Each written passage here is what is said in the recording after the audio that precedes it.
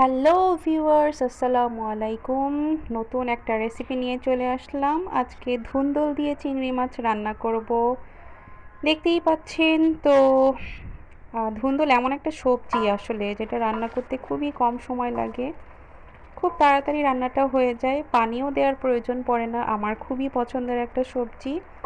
আজকে আমি চিংড়ি মাছ দিয়ে এই ধুন্দুল তরকারিটা কিভাবে রান্না করতে হয় সেটা দেখাবো, যদিও আমরা সবাই জানি। So let's get started. এখানে আমি 1 কেজি পরিমাণ ধুন্দুল নিয়েছি, আর সাথে ছোট সাইজের 3টা আলু নিয়েছি, ঠিক এভাবে কেটে নিয়েছি দেখুন। আরও নিয়েছি মাঝারি সাইজের কিছু চিংড়ি মাছ। চিংড়ি মাছগুলো আমি খোসা ফেলে দিইনি, খোসা রেখে দিয়েছি দেখার সৌন্দর্যের জন্য। কেউ চাইলে পুরোপুরি ফেলে দিয়ে রান্না করতে পারেন। এখন প্যানে কিছুটা তেল গরম করে নিয়ে প্রায় হাফ কাপ পরিমাণ পেঁয়াজ কুচি দিয়ে দিলাম। পেঁয়াজ কুচিটা দিয়ে আমি এটাকে গোল্ডেন ব্রাউন করে ভেজে নিব।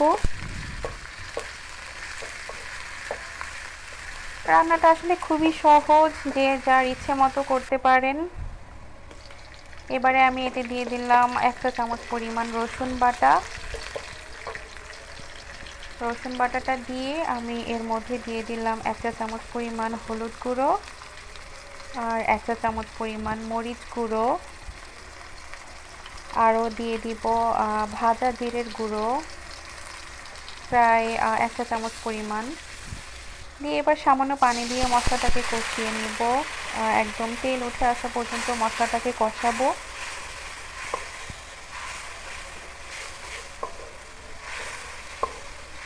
এবার আমি এতে দিয়ে দিচ্ছি 1 চা চামচ পরিমাণ লবণ। লবণটা স্বাদ অনুযায়ী দিয়ে দিবেন। এই তো মশলাটা প্রায় কষানো হয়ে এসেছে।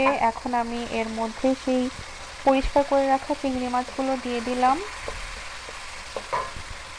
চিংড়ি মাছটা দিয়ে মশলার সাথে আরও কিছুক্ষণ কষিয়ে নিব।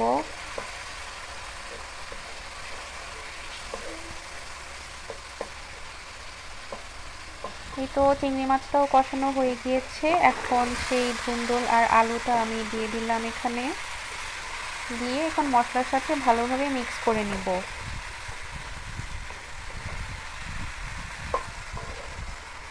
এই ধুন্দুলটা যখন কষাবেন এতে বিন্দু পরিমাণ পানি দেওয়ার প্রয়োজন পড়বে না, তরকারি থেকে অলরেডি অনেক পানি উঠে আসবে। এই তো দেখতেই পাচ্ছেন আমি এখানে কোনো পানি ব্যবহার করিনি। দিয়ে দিচ্ছি কয়েকটা কাঁচামরিচ ফালি।